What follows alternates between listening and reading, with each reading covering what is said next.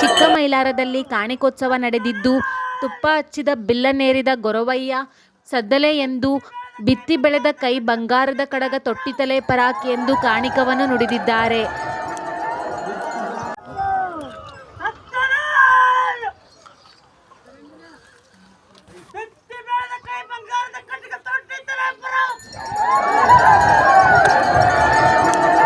Friends, ಈ video ಇಷ್ಟ ಆದರೆ ಲೈಕ್ ಮಾಡಿ, ಶೇರ್ ಮಾಡಿ ಹಾಗೂ ತಪ್ಪದೆ ನಮ್ಮ ಚಾನಲ್ನ ಸಬ್ಸ್ಕ್ರೈಬ್ ಮಾಡಿ.